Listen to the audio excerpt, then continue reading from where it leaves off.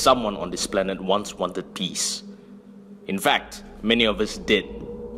And we had something pretty close to peace for some time. This is Anthelyon, a beacon of civilization and home for mankind. For a few millennia, we've lived on our own, and life was peaceful until day arrived.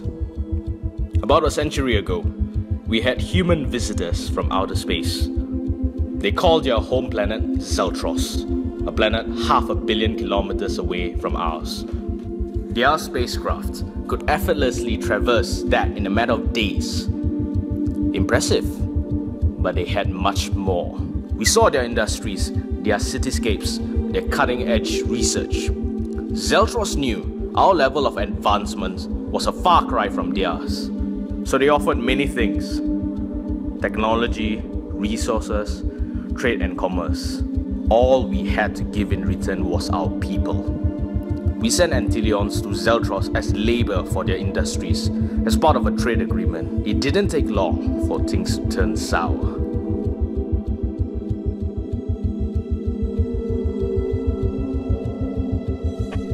Word began spreading that Anthelyon immigrants faced harsh conditions and abuse in Xeltros. Everyone thought they were just rumors.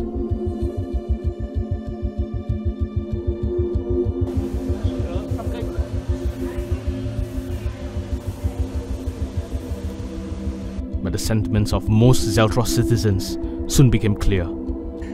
Hate crimes against Anthelyon immigrants have climbed to an all-time high in the past decade. What is the root cause of this? And how are Xeltros officials trying to resolve this situation? Today we have Pulak, lead singer of Grammy-winning boy band Plug, to discuss his thoughts. Pulak, please. Thank you. Honestly, I think those Anthelyon immigrants are the problem. They're the ones coming to our planet, they're the ones living off our land and money, and they're the ones causing trouble for everyone. All we want is peace for the people of Xeltros.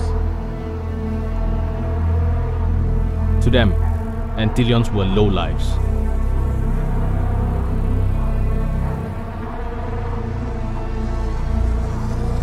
Leeches of the great Xeltros Empire. Someone else on this planet wanted peace too, though for both Xeltros and Anthelyons. Her name is President Winter, and she is the one with the power to change it all. Each Xeltron president is endowed with the unique access to a massive weapon system. The activation system is integrated into the president's body, and the weapon itself packs enough power to decimate continents. So long as the president is alive and conscious, they can use the weapon on Anthelyon at a whim. But President Winter was different. She wanted peace and coexistence between the two planets. Many hated her pacifist approach, but the public loved and adored her. And she was determined not to waste that support.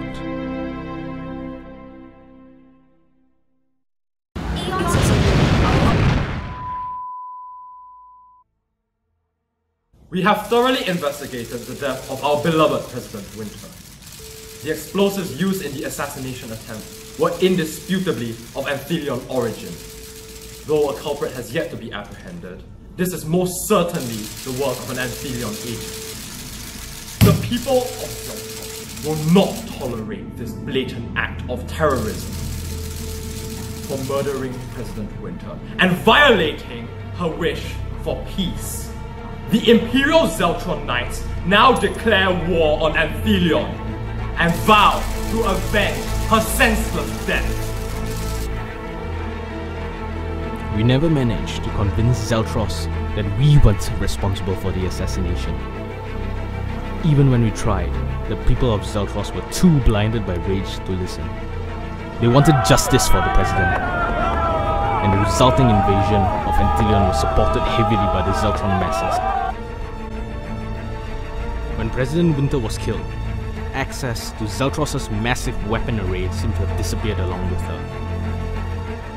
The remains were far too destroyed for the Xeltros scientists to recover the activation mechanism.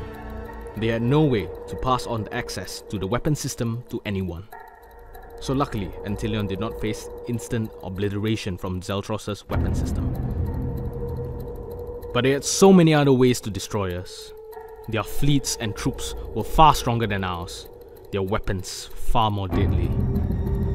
Every battle was a devastating loss to Anthelyon. We lost so much territory and men, and after a year of fighting, Anthelyon's total defeat seemed inevitable. Then, a miracle. Cybernetic research in Anthelyon reached a breakthrough. We handpicked 4 of our best soldiers and outfitted them with the leading cybernetic enhancements we could make. Now, we had an edge that Celtris did not. Cyborgs would out-rival armies. For the first time in a long while, Anthelyon had a fighting chance of winning the war. But every day, every battle is still agony. The war wages on, and the surviving Anthelyon populations are now holed up in a small number of strongholds.